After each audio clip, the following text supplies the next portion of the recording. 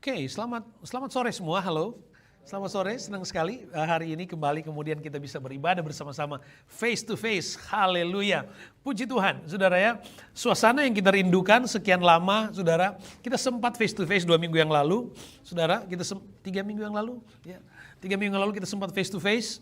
Tapi saudaraku yang kekasih dalam Tuhan, tidak ada kebahagiaan dan sukacita dibandingkan dengan ketika kita hidup bersama-sama. Pada akhirnya kita semua memiliki kerinduan untuk bersekutu dengan Tuhan, ya. Pada akhirnya kita benar-benar memvalue apa arti persekutuan. Pada akhirnya kita benar-benar mampu memvalue apa itu datang di rumah Tuhan. Apa arti fellowship? Apa itu bersama-sama, ya. Rukun sehati. Akhirnya kita mengerti, oh iya, ketika hati ini memiliki kerinduan yang kuat untuk beribadah. Senang sekali saudara kita bisa menggunakan fasilitas di tempat ini. Itu terserah saudara, kalau kita akan tetap continue di sini, kita continue. Kalau enggak kita cari tempat yang lain. Puji Tuhan. Oke. Haleluya, puji Tuhan. Saudara yang kekasih di dalam Tuhan, saya berdoa kepada Tuhan, saya berusaha supaya pagi dan sore saya bisa berbicara dari topik yang berbeda, saudara. Ya, tapi saya katakan kepada Ibu Gembala sampai tadi rasanya Tuhan saya ingin bicara hal yang sama tadi pagi, saudara, ya. Dan saudara-saudara yang sudah nonton di YouTube tadi pagi, ya double portion, saudara ya, nggak apa-apa ya, dengan berkat Allah, saudara. Mari kita awali dengan Mazmur pasal 37 ayat yang ke-5. Mazmur pasal yang ke-37 ayat yang ke-5. By the way, nanti saudara kita akan ada perjamuan Tuhan. Perjamuan Tuhan nanti tidak akan diedarkan, tapi saudara secara mandiri bisa mengambil sendiri, masing-masing bisa mengambil di baki perjamuan. Saudara kemudian nanti bisa membuka, ya, bisa membuka plastiknya, covernya, saudara ya, pelan-pelan nanti supaya rotinya nggak hancur, saudara. Karena saudara buka pelan-pelan dan masing-masing jangan lupa waktu ngambil satu-satu, jangan antre, saudara ya. Jangan antri karena kita harus benar-benar strict untuk mengikuti regulation atau protokol kesehatan yang ditetapkan oleh pemerintah. Ya, jadi saya harap sudah mengerti, mungkin satu keluarga boleh ambil kemudian disusul dengan yang lain, tapi jangan terlalu berdekatan ya. Seperti kita ini, saudara ya. Jauh tempat duduknya tapi dekat banget di hati. Ya. Haleluya. Puji Tuhan. Haleluya. Jadi tolong perhatikan nanti pas doa perjamuan, waktu pas doa perjamuan nanti para elders akan memandu saudara untuk saudara silakan secara mandiri mengambil sendiri masing-masing. Oke, Mazmur 37 ayat yang ke-5. Senang sekali bisa saudara-saudara yang secara reguler mengikuti ibadah online kami. Tuhan Yesus memberkati Anda dan saya percaya hari ini pun saudara akan menikmati berkat Tuhan seperti halnya Tuhan hadir bagi kami pada hari ini. And happy Father's Day untuk semua bapak-bapak yang ada di sini. Tuhan Yesus memberkati, puji Tuhan ya. Luar biasa berkat Tuhan. Senang Sunday School tadi ya, mereka dengan luar biasa, nyanyinya bagus sekali, saudara ya. Kita melihat di situ nanti akan ada pemimpin pujian, nanti kan ada pemain musik nanti berapa tahun ke depan, nanti ada yang akan sharing, bahkan sudah ada yang mulai ada sharing, saudara, di antara mereka. Ya, pelan-pelan, saudara ya. Tapi jangan pikir sudah ada generasi berikutnya yang tua-tua mundur, jangan. Ya. Musa sampai umur 80 tahun. Dia tetap melayani Tuhan, cinta Tuhan dia sampai mati, saudara. Ya, tetap melayani Tuhan. Jadi jangan bilang, sudah ada yang lebih muda biar mereka aja melayani. Jangan, saudara ya. Haleluya. Tetap melayani Tuhan. Amin. Jangan pernah menyerah ya. Berkatmu luar biasa. Mazmur 37 ayat yang ke-5. Saya ingin mengawali dengan hal itu. Saya baca dan sudah mengikuti di e-Bible saudara atau di screen saudara, saya baca buat kita semua. Serahkanlah hidupmu kepada Tuhan dan percayalah kepadanya dan ia akan bertindak. Sekali lagi, serahkanlah hidupmu kepada Tuhan dan percayalah kepadanya dan ia akan bertindak. Ia akan memunculkan kebenaranmu seperti terang dan hakmu seperti siang. Saudara, saya senang sekali di dalam pembacaan ini, di ayat yang ke-6 sudah dikatakan, ia akan memunculkan kebenaranmu dan hakmu seperti siang.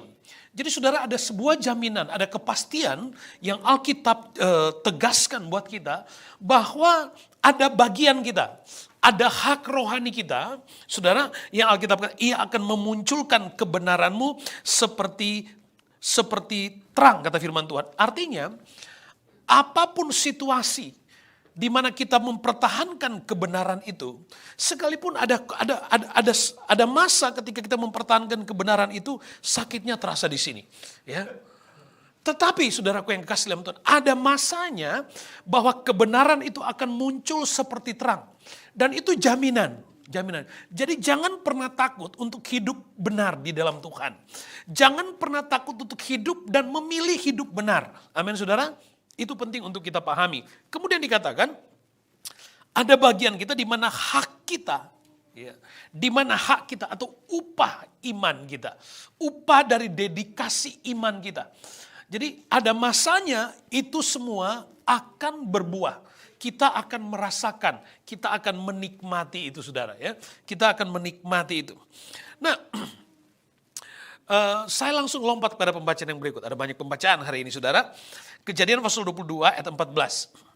Kejadian 22 kita lompat langsung kepada kisah ketika Ishak dipersembahkan di Mezbah di Bukit Moria.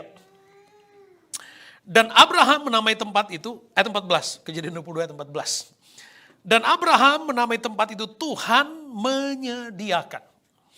Sebab itu sampai sekarang dikatakan orang di atas gunung Tuhan akan disediakan. Saudara, saya akan bicara tentang hal ini kemudian nanti pada bagian akhir. Tapi biar ini terekam dulu permanen di dalam hati kita, ya, di dalam hati kita. Salah satu nama dari Allah kita adalah Jehovah Jireh, ya, Jehovah Jireh. Jehovah Jireh artinya Tuhan tahu, Tuhan mengerti, dan Tuhan menyediakan, Tuhan mengadakan. Itu Jehovah Jireh. Nah, saudara, tadi pagi saya bicara tentang mempersembahkan hidup. Di dalam Roma pasal 12 ayat yang pertama dikatakan, karena itu saudara-saudara, demi kemurahan Allah aku menasehatkan kamu supaya mempersembahkan tubuhmu sebagai persembahan yang hidup, kudus, berkenan kepada Allah, itu adalah ibadah yang sejati. Sesungguhnya Alkitab katakan tubuh kita, saudara, menjadi ibadah yang sejati. Ketika dipersembahkan kepada Tuhan, dia menjadi ibadah yang sejati. Ya, dikatakan oleh Alkitab jelas menjadi persembahan yang hidup, kudus dan berkenan kepada Allah. Itu ibadah yang sejati. Dan tubuh yang dimaksud di dalam Roma pasal 12 ayat 1 tentu saja bukan tubuh yang mati. Ya. Bahkan kalau ketika kita belajar tentang korban di perjanjian lama, maka setiap korban yang diletakkan di dalam mezbah tidak boleh ada cacat sedikit pun. Ya, tidak boleh ada cacat sedikit pun. Jadi sekali lagi ketika Alkitab bicara tentang mempersembahkan tubuh, dia bukan tubuh yang mati, tapi tubuh yang hidup. Tubuh yang dikuduskan, tubuh yang berkenan kepada Allah. Dan tubuh yang berkenan kepada Allah yang kemudian disebut ibadah yang sejati, tidak hanya sekedar tubuh secara fisik, tidak. Ya, bukan tubuh secara fisik ini saja, sudah. Tapi Alkitab bicara tentang totalitas dari eksistensi hidup kita sendiri. Di mana roh kita, jiwa kita terlibat aktif penuh di sana. Makanya saudaraku yang kekasih di dalam Tuhan, apa sebenarnya yang Tuhan ingin tekankan, letakkan buat kita?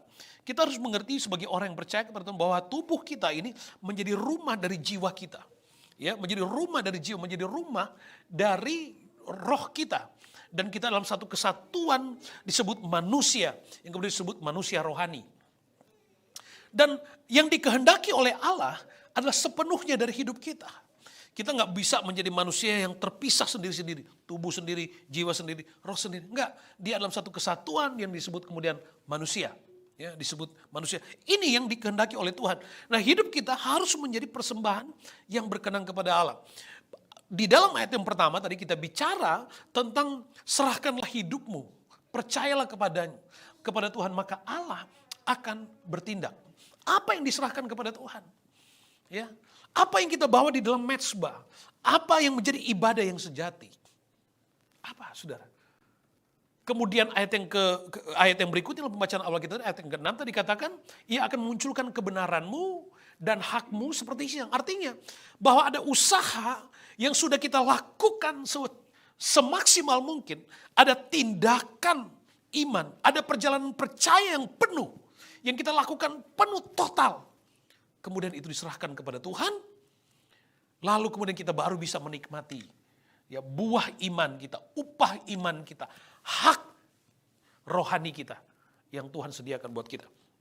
Nah, kenapa hal ini menjadi penting, saudara? Kenapa hal ini menjadi penting?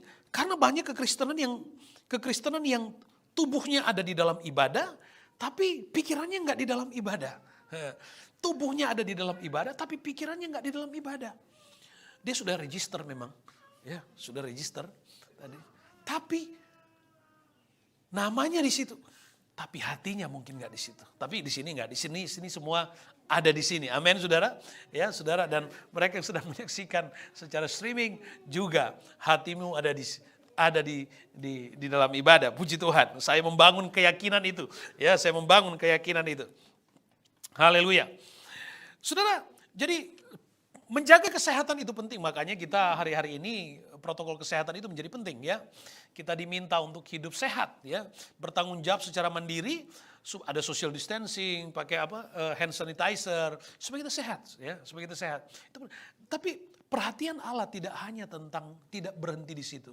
Perhatian Allah sampai di kedalaman inti dari manusia itu, yaitu rohnya.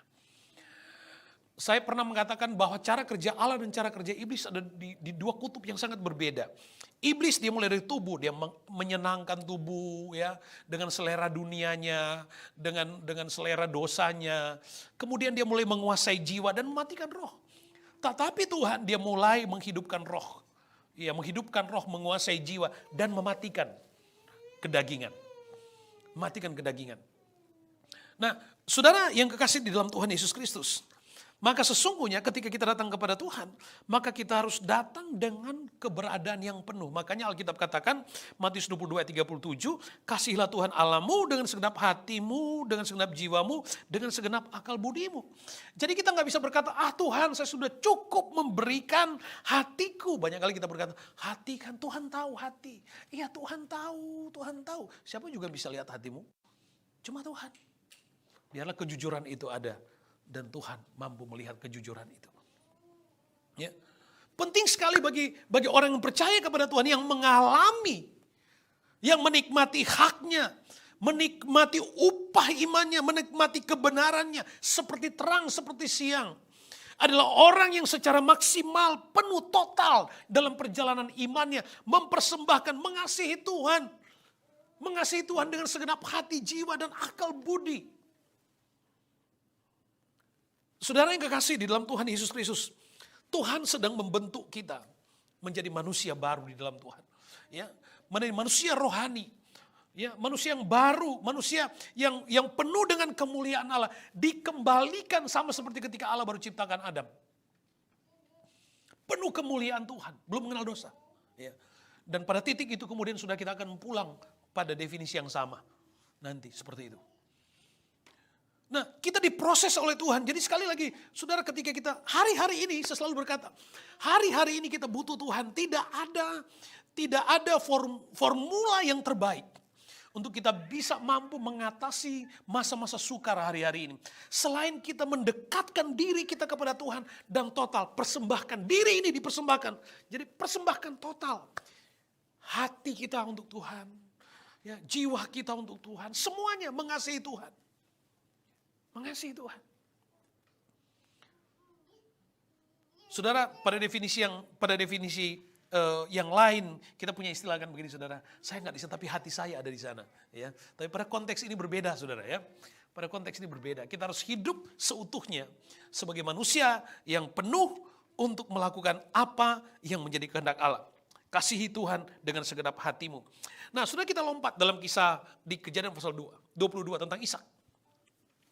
Kita banyak bicara tentang ketika Ishak dipersembahkan di atas mezbah, kemudian Tuhan menghadirkan domba pengganti. Lalu di sana muncul kata Jehovah Jireh. Allah mengadakan, Allah menyediakan. Ya, di sana muncul itu. Tapi ada story yang mengawali Jehovah Jireh itu. Ada storynya. Dan itu adalah sebuah proses iman di mana Jehovah Jireh itu upah kebenaran. Jehovah Jireh itu adalah hak rohani. Hak rohani yang Tuhan berikan. Nah, saudara yang kekasih di dalam Tuhan. Kejadian 22 ayat yang kedua.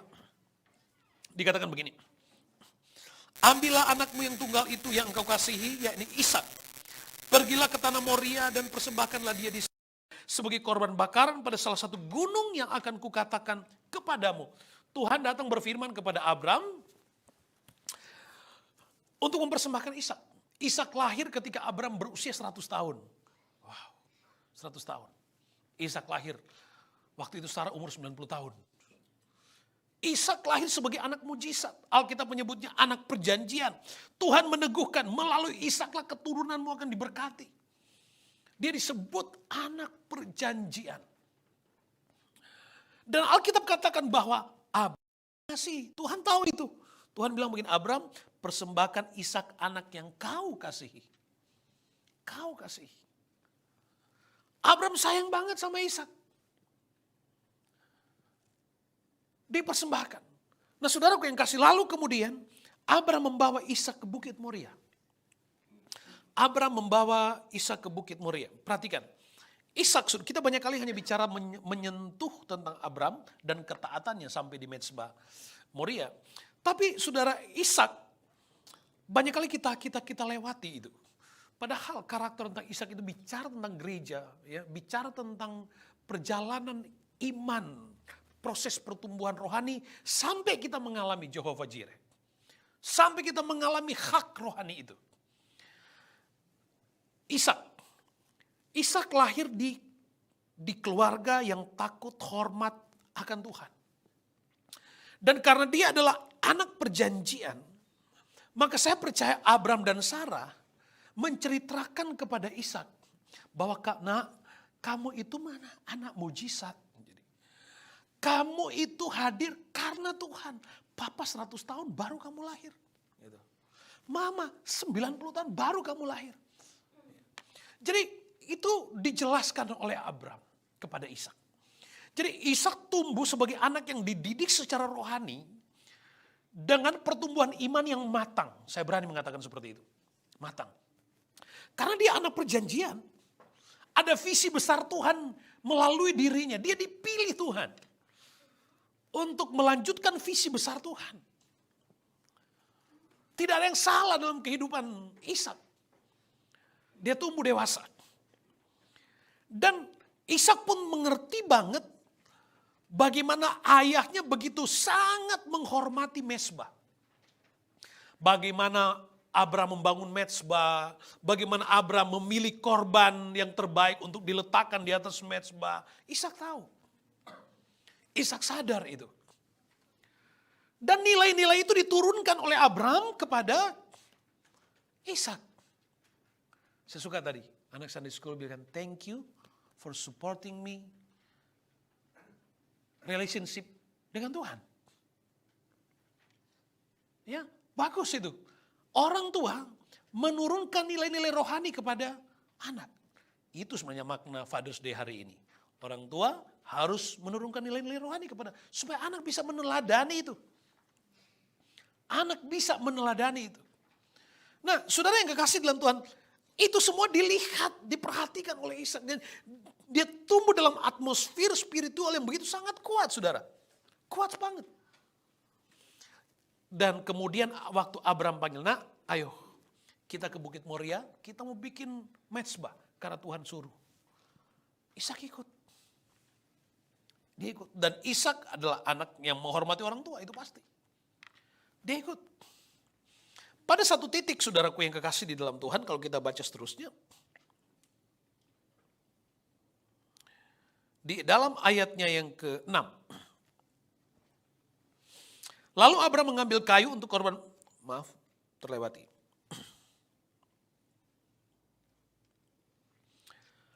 Sampai pada satu titik, saudara, kemudian bersama dengan hamba-hambanya, Abram katakan kepada dua orang hambanya, kalian tunggu di sini, saya dan Ishak akan naik ke atas dan kami akan kembali lagi. Nah saudara yang kekasih dalam Tuhan, kalau saudara ikuti pembacaan ini,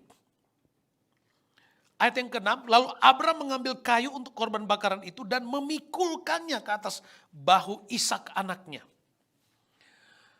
Pada waktu itu Ishak sudah dewasa. Sudah dewasa.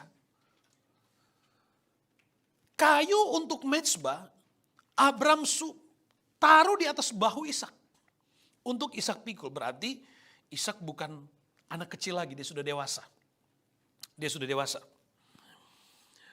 Nah, saudaraku yang kekasih di dalam Tuhan Yesus Kristus, saya katakan tadi Ishak adalah gambaran tentang gereja, bisa. Gambaran tentang perjalanan iman saya dan saudara. Dalam sebuah proses pertumbuhan dari titik nol sampai kepada titik di mana kita mengambil tanggung jawab terhadap pelayanan mezbah itu. Sampai Ishak pikul kayu untuk mezbah. Sebelumnya Ishak hanya mendengar tentang mezbah. Hanya melihat bagaimana ayahnya melayani mezbah. Tapi dia tidak pernah terlibat langsung masuk dalam pengalaman mezbah. Tapi hari itu dia mengambil bagian tanggung jawab penting untuk pikul kayu mezbah. Ini bicara tentang pendewasaan rohani ketika kita sampai pada satu titik untuk melayani Tuhan. Mengambil tanggung jawab sebagai orang percaya, mengambil tanggung jawab sebagai pelayan Tuhan untuk masuk membangun mezbah. Sampai di situ. Dan itu pun sebuah kepercayaan, sudah menjadi berkat Allah. Pelayanan adalah berkat. Ya. Lalu saudara, ketika dalam perjalanan kemudian Ishak berkata, ayat yang ke-7. Bapa sahut Abram, ya anakku, di sini sudah ada api dan kayu, tetapi di manakah anak domba untuk korban bakaran itu? Yang ada di dalam diri Ishak hanya ketaatan kepada ayahnya, ketaatan kepada iman, kepada keteladanan, ketaatan kepada mezbah, dan dia progres di situ. Tapi dia belum tahu di mana mezbah itu akan dibangun. Dia juga belum tahu kalau nanti kemudian akan ada domba di sana, belum tahu. Waktu dia tanya, Papa, nanti semua ini sudah ada, lalu mana domba korbannya? Papanya cuma bilang, Tuhan pasti sediakan. Ingat, Abram sudah menurunkan nilai-nilai rohani. Ishak menangkap nilai rohani itu. Dia percaya aja sama bapaknya. Dia percaya aja kepada Tuhan. Kalau bapaknya bilang Tuhan akan sediakan, dia pun membangun iman yang sama. Tuhan pasti sanggup menyediakan. Kalau saudara baca dalam kitab Ibrani, waktu Abram, Tuhan minta mempersembahkan Ishak. Di dalam kitab Ibrani dikatakan, karena Abraham tahu Allah mampu membangkitkan Ishak sekalipun dia sudah mati. Jadi ada iman yang sangat kuat saudara dalam kehidupan Abraham. Dan sekali lagi itu dilihat oleh anaknya. Dilihat oleh Ishak. Dan Ishak bertumbuh karena keteladanan iman dari bapaknya. Saudara, presentasi terbesar dari anak-anak yang bertumbuh secara sehat di dalam Tuhan. Kalau cuman ibu yang ke gereja, maaf ya. Kalau cuman ibu yang ke gereja, itu presentasi anak-anak aktif ke gereja itu di bawah 50%. Karena salah cuma sekitar 30-an kalau nggak salah. Ya, bahkan less kalau nggak salah. Ya. Tapi ketika ayah aktif ke gereja, maka anak-anak punya potensi untuk aktif dalam gereja mendekati 70%. Ya. Jadi saudaraku yang kasih, Abraham mampu menurunkan nilai-nilai rohani ini kepada Ishak dan Ishak meneladani itu. Dia belum tahu di mana tempat itu, bagaimana akan membangun mezbah. Dia juga belum tahu akan ada domba di sana. Dia cuma percaya aja. Kalau bapaknya percaya, dia pun percaya. Dan dia sudah dididik secara rohani. Dia membangun imannya. Kalau bapaknya bilang, Tuhan pasti sediakan. Dia percaya itu. Belajar. Percaya. Nah saudara yang kekasih dalam Tuhan. Kehidupan percaya kita kepada Tuhan pun tidak boleh berhenti kepada tanggung jawab pelayanan. Kita harus sampai kepada pengalaman mezbah. Ishak sedang dididik oleh Tuhan untuk masuk dalam pengalaman mezbah. Tadi mezbah bicara tentang ibadah. Ibadah yang kita lakukan hari ini konsep awalnya adalah mezbah. Dan kita harus menjadi orang-orang percaya yang benar-benar mengalami mezbah. Yang pada akhirnya nanti Ishak akan mengalami apa arti Jehovah Jireh. Ishak sedang bertumbuh di sana. Kita pun harus bertumbuh ke sana. Kita harus bertumbuh tidak hanya dari mendengar apa kata orang. Tapi kita harus bertumbuh masuk dalam pengalaman mezbah. Ambil tanggung jawab dan itu pun gak berhenti di situ. Terus berjalan sampai kemudian kita membangun mezbah itu. Sampai kita membangun mezbah itu. Ayat yang ke-8, kitab Kejadian, Allah yang akan menyediakan anak domba untuk korban bakaran baginya anakku. Dan seterusnya, Ishak taat. Lalu saudara sampai pada satu titik, di mana Ishak harus dipersembahkan. Saudara, saya percaya bahwa ketika kemudian Abraham menjelaskan kepada Ishak, tidak ada domba di sini. Yang korban adalah kamu. Saya nggak mampu mendramatisir saudara suasana, emosi yang terjadi antara bapak dan anak pada waktu itu. Tapi yang Alkitab jelaskan adalah iman yang kuat. Itu yang ada di hati Abraham. Dia percaya sekalipun Ishak mati, Tuhan sanggup membangkitkan. Abraham taat. Suasana itu yang terjadi.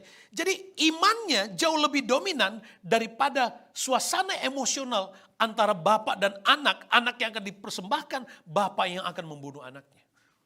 Pesan imannya jauh lebih kuat dari sekedar pengorbanan itu. Makanya ketaatan Abraham ditemukan oleh Tuhan di situ. Demikian juga dengan ketaatan Ishak. Ingat, Ishak anak perjanjian. Waktu Abraham akan mempersembahkan Ishak, saya percaya Ishak taat. Walaupun dia diikat. Ingat, mezbah itu dibangun dari batu dan kayu yang disusun rapi. Kalau saja Ishak tidak mau, dia punya alasan untuk lari. Dia punya alasan untuk melawan. Dia lebih kuat dari bapaknya. Bapaknya sudah 100 tahun. Lebih. 100 tahun lebih. Dan dia masih muda. Dia pun bisa melawan bapaknya kalau dia mau. Tapi ada ketaatan di situ.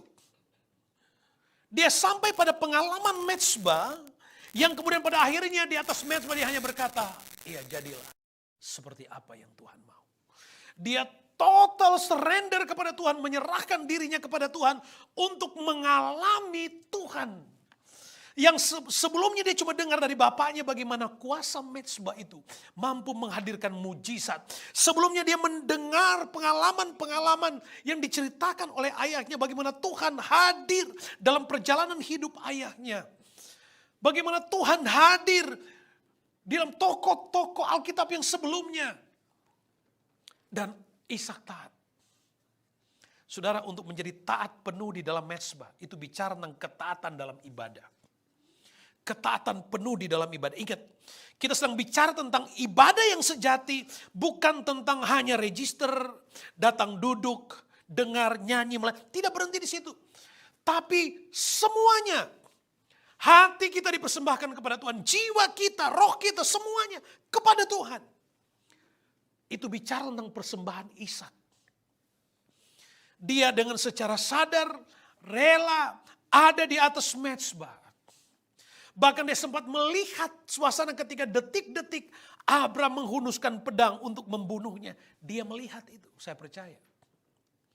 Mungkin ada derai air mata di situ. Ada peperangan di dalam pikirannya. Melawan atau tidak, tapi imannya lebih kuat dari pikirannya. Imannya lebih kuat dari emosinya. Dan dia memilih berserah. Itu kuasa ibadah. Sampai kemudian kita mengalami Tuhan ketika kita mempersembahkan sepenuhnya, total kepada Tuhan. Ini aku Tuhan. Segenap hati dan jiwaku, ku persembahkan kepada Tuhan. Ini baru kita ngerti. Selama ini kita cuma bisa nyanyi. Persembahkan semuanya untuk Tuhan.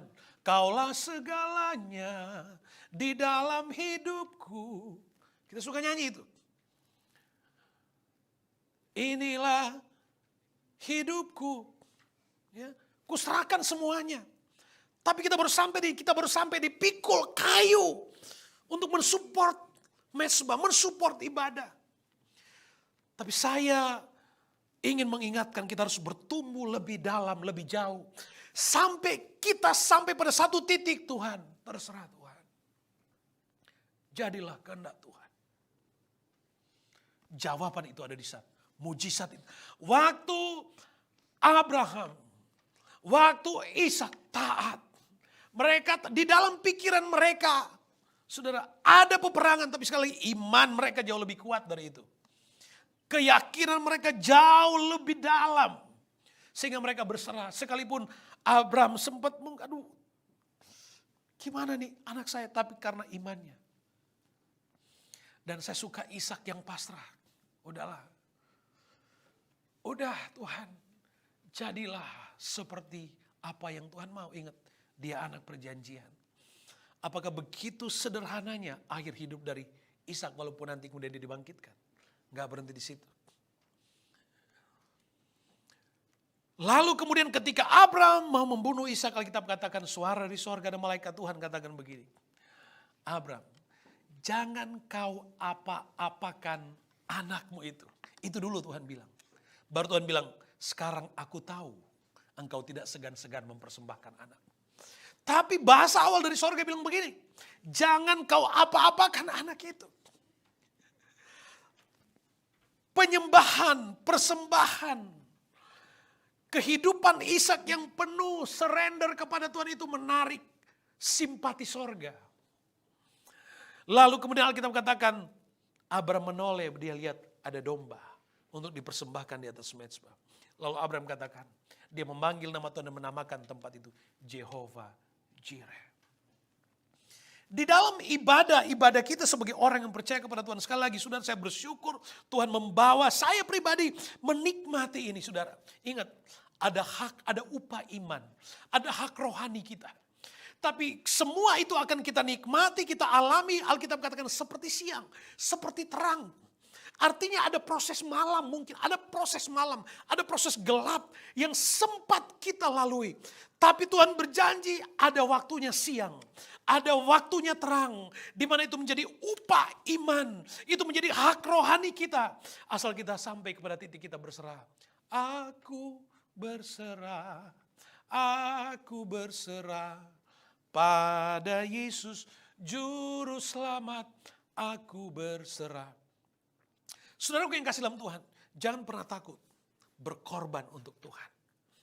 Jangan pernah takut untuk berkorban. Di acara kemarin, di kita punya live talk show kemarin, ada pertanyaan menarik. Dalam kegiatan-kegiatan pelayanan, ada selalu melibatkan uang di situ. Kadang-kadang kita berpikir, waduh, uang untuk pelayanan. Dan kadang-kadang kita berat sekali untuk itu. Dan saya katakan kemarin bahwa kalau untuk tujuan rohani, kalau untuk sebuah tujuan dan visi ilahi untuk kita, jangan pernah takut berkorban. Karena Tuhan akan menghadirkan hakmu, upah imanmu, karena pilihan kebenaran. Apakah Tuhan akan membiarkan kita rugi karena kita berkorban untuk Tuhan? Tidak pernah, saudara. Tidak pernah. Setiap upah, setiap pengorbanan saudara, Alkitab katakan ada waktunya perjalanan kebenaran itu Allah akan munculkan menjadi upah iman, menjadi hak rohani kita. Saya bersyukur pelayan-pelayan jemaat Tuhan Brisbane, ada jemaat dengan karakter generosity yang begitu sangat kuat. Tuhan Yesus memberkati Anda. Itu bentuk mengalami mezbah itu. Saudara, korban itu akan berarti, akan benar-benar menjadi korban kalau ada rasa sakit. Gitu. Waktu kita berkorban kemudian ada rasa sakit, itu baru arti korban terasa tuh. Ya. Memang kadang-kadang udah kasih aja tulus, benar baik. Tapi korban kadang-kadang itu menjadi bermakna ketika ada rasa sakit, tapi kita memilih melepaskan itu. Kita memilih melepaskan itu untuk sebuah tujuan rohani. Untuk Allah memberikan reward dari upah rohani, dari upah iman, hak rohani kita. Ada Jehovah Jireh. Kita suka berdoa, Tuhan, Engkau Allah Jehovah Jireh Tuhan. Tapi kita tidak hidup dalam kebenaran Allah. Kita tidak mengasihi Tuhan total. Yang ada di ibadah hanya tubuh, pikiran tak kemana-mana. Tuhan ingin kita berjalan bertumbuh seperti halnya Ishak. Didewasakan, ada proses di situ. Dia mengikuti teladan orang tuanya dan orang tua bertanggung jawab memberikan teladan iman kepada anak-anak. Ceritakan tentang Tuhan kepada anak, ceritakan. Ceritakan tentang Tuhan kepada anak. Dan anak-anak dengar kalau Tuhan, kalau orang tua bicara tentang Tuhan. Dengar, kalau orang tua mendidik Anda tentang Tuhan, pada waktunya Anda akan melihat dan mengalami itu semua. Resa, jangan lupa khotbah ke Sekre ya. Saya melihat anak-anak kita di gereja kita yang tumbuh kehidupan rohaninya bagus. Saya bangga banget, sudah. Saya senang banget ya. Makanya saya katakan tadi, pada akhirnya mereka nanti akan jadi generasi berikutnya untuk pelayanan. Ya, generasi berikutnya untuk pelayanan. Dan orang tua, jangan pernah larang anakmu kalau mau melayani Tuhan. Jangan pernah melarang anakmu kalau melayani Tuhan. Ya, jangan pernah. Karena mereka sedang menginvestasikan masa depan mereka di sorga. Karena Tuhan punya proses yang berbeda. Belum tentu hidupmu dan anak punya proses yang sama. Tuhan punya proses yang berbeda. Izinkan, doakan kalau anak-anak melayani Tuhan. Amin. Haleluya. Jehovah Jireh buat kita di dalam ibadah. Saya berdoa supaya ibadah-ibadah kita menjadi mezbah yang apinya benar-benar menyukakan Tuhan. Menjadi ibadah yang ada berkat Tuhan. Menjadi ibadah yang ada mujizat Tuhan. Kalau kami berdoa, kami selalu berdoa begini, Tuhan, biar ada sesuatu. Biar ada tanda-tanda mujizat. Ada perkara ajaib yang menyertai pelayanan. Tapi mungkin kita masih dalam proses sedang, kita nggak tahu itu di mana titik Jehovah Jireh untuk kita sebagai komunitas. Kita mungkin belum tahu. Sebagai personal, ya, individu, kita mungkin sudah mengalami. Tapi sebagai komunitas kita belum tahu di mana, kapan itu titik Jehovah Jireh buat kita. Kita mungkin baru ada titik sedang memikul kayu mezbah. Jangan menyerah ya. Jangan nyerah, pikul kayu untuk bangun mezbah. Nggak apa-apa, pikul kayu. Sakit, benar ada sakit, ada air mata, benar. Tapi kalau kita bersama-sama pikul kayu dan tetap setia, pokoknya apa kata Tuhan, setia, maju terus, Tuhan pasti membela. Ayat favorit saudara, 1 Timotius 4 ayat 8. Latihan badani terbatas gunanya, tetapi ibadah itu berguna dalam segala hal. Katakan amin. Ibadah berguna dalam segala hal. Makanya kita bersyukur sudah bisa face to face. Kita bisa ibadah face to face. Waduh, bersyukur. Kita sedang, masing-masing kita sedang menjadi instrumen di dalam mezbah rohani hari ini. Ada bagian-bagian di hidup rohani kita yang sedang Allah letakkan dalam konstruksi mezbah rohani GPD Brisbane. Kita semua ada di situ. Kita semua ada di situ. Ayo, alami, masuk dalam pengalaman. Sampai kita berkata, Tuhan, inilah hidupku. Kuserahkan semuanya kepada Tuhan. Dan mengalami itu. Haleluya. Mari kita bangkit berdiri bersama.